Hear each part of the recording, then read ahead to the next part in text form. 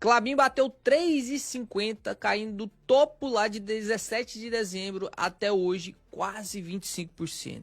Pergunta o pessoal aqui nos comentários foi: Léo, será que tá na hora de comprar? Léo, será que agora é uma boa oportunidade? Por que caiu tanto? Por que caiu tanto? Porque mais do que saber se está em oportunidade ou não, é saber o porquê caiu. Porque aí você consegue tirar conclusões próprias se está em oportunidade ou não. Então o assunto desse vídeo é te mostrar o panorama geral de Klabin. Por que na minha opinião, ela caiu desse tanto. E no final eu vou te falar se eu estou aportando em Klabin ou não, beleza? Vamos calcular preço teto, vamos calcular yield projetivo, vamos falar das novas políticas de dividendo da Klabin. Vai ser um vídeo completaço. Então antes da gente calcular o preço teto e te mostrar algumas coisas que eu estou analisando em Klabin, estou em alerta com ela, vamos falar sobre a nova apresentação institucional da Klabin. Ela soltou junto com o relatório do quarto trimestre de 2024. Se você quiser baixar ela, é só entrar no RI aí da empresa, digita no Google Klabin RI e você baixa aqui, clica em apresentação institucional, você vai abrir esse documento aqui que eu vou olhar com vocês, tá? Então se quiser me acompanhar, é só você ir acompanhando as páginas que estou. Então a primeira coisa que você tem que saber é como que a Klabin ganha dinheiro. Eu sempre falo isso para todas as pessoas. Se você vai investir numa empresa, você tem que ter clareza do que ela faz, como que ela ganha dinheiro, quais são os produtos dela, quais são os portfólios dela. E aqui na apresentação institucional, ela já começa dizendo que ela tem a melhor produtividade florestal do mundo. A gente vai falar sobre isso. Tendo acesso diferenciado à fibra curta e fibra longa de celulose. Posicionamento em mercados de nicho de alto valor agregado. Diversificação dos usos das fibras. Eu falo para você, o Barça inclusive também já disse isso várias vezes. E a Klabin tem sua principal diferença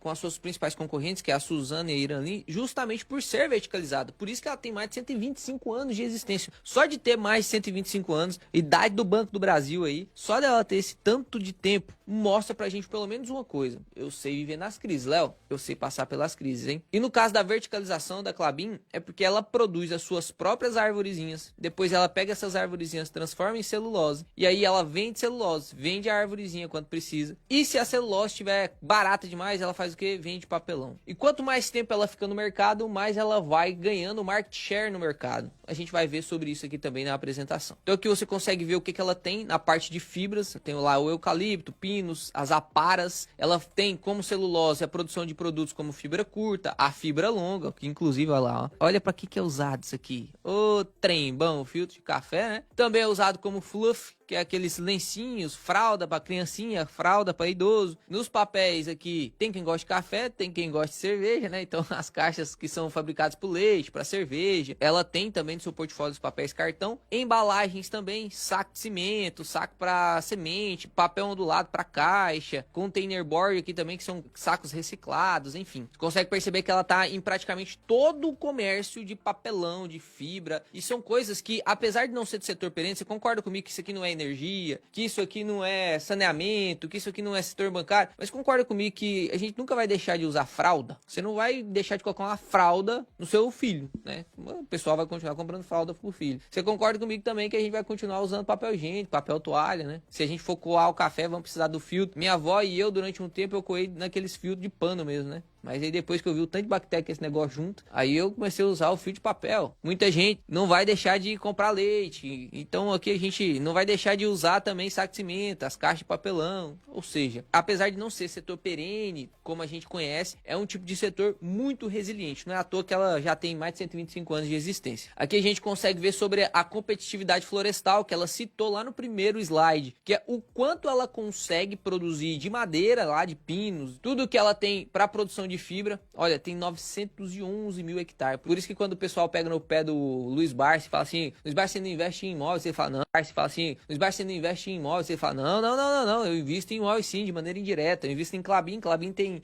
cacetada de terreno aí, que inclusive é um ativo que o pessoal não valoriza tanto na Klabin. Se a Klabin tivesse só as vendas desses ativos, que provavelmente ela nunca vai fazer isso, não vai converter hectare nenhum em ganho de capital para os cotistas, mas só dela ter isso aí, a gente já tem uma segurança absurda da empresa, né? Um ativo absurdo. E aqui uma coisa importante também é que a produtividade florestal da empresa é maior do que a produtividade de vários países. Ó. Olha o quanto a Klabin tem de produtividade comparada com o Brasil, comparada com o Uruguai, comparada com Portugal, aqui Espanha, comparado com um monte de países, ela a massa, né? E a evolução anual da empresa realmente é absurda. Na parte de eucalipto também, ó. Então não é só uma coincidência, realmente a empresa trabalha muito bem com isso. E normalmente quando a empresa ela começa a dissociar as coisas que ela faz, eu fabrico picolé, agora eu vou fabricar o picolé e o palito de picolé, porque antes eu comprava o palito de picolé. Quanto mais a empresa vai se diversificando assim, menos capacidade de excelência ela tem. E no caso da Klabin, ela faz esses 3 ramos com excelência, que é a parte florestal, é a parte da celulose, que é a parte dos produtos de celulose, papel ondulado, papelão, saco de embalagem, essas coisas. Ela consegue ser excelente em todas, por isso que ela é tão competitiva nesse cenário. Aqui você consegue ver algo impressionante, impressionante. Existe uma frase, e aí você anota essa frase, ó, abre aspas. Eu não sei, eu não vou conseguir atribuir ela ao seu autor, porque eu não me lembro qual que é o nome do autor. Mas existe uma frase que é o seguinte: tudo que é bom tende a tomar conta do mercado. Tudo que é bom tende a tomar conta do mercado. E você vê o mercado sendo tomado pelo market share das empresas. Ou seja, quando você chega aqui e olha que o market share no Brasil da Klabin em Kraftline é 60% da Klabin, o que significa dizer isso? Que lá no Brasilzão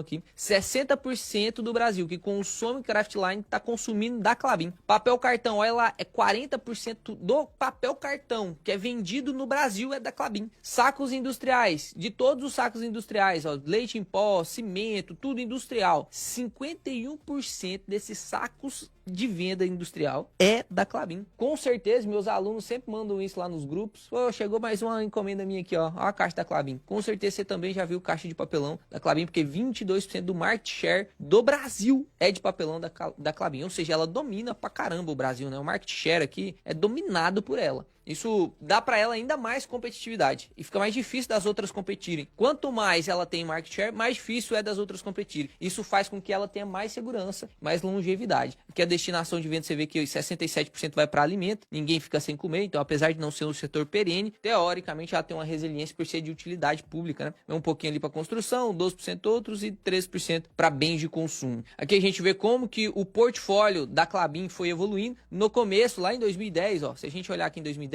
vamos pegar aqui 2015 que tá bem certinho, ó, 38% era de papel ondulado, 38% era de cartão e 24% era de Kraftline. Depois, olha só como que foi evoluindo esse portfólio e cada vez mais ela tá diversificada, né, para diminuir ainda mais o risco. Porque se em algum momento ela tivesse ali os 38 e isso aqui fosse subindo e assumir 50%, imagina, 50% da receita vem de papel ondulado. Se der algum BO papel ondulado, perder valor, deixar de ser consumido, alguma coisa do tipo, alguma coisa catastrófica aconteça com papelão, por exemplo, ninguém mais quer usar papelão. A empresa ia perder 50% do seu EBIT. Só que agora, como a gente tem essa diversificação, a gente tem mais segurança. Ó, tem fibra, Kraftline, Fluff, tem 28% em cartão, 27% em papel ondulado. E a gente consegue ver aqui que na participação dos segmentos do EBITDA, 73% vem de papelão, vem de papéis e embalagem, né? E 27% só de celulose. A celulose é uma commodity. O papelão já não é mais tão commodity assim. Ainda é um pouquinho commodity, porque você não tem tanta industrialização ali, mas é algo que tem muito mais valor agregado. Oscila menos o preço. Já a celulose oscila pra caramba o preço. E aí isso torna os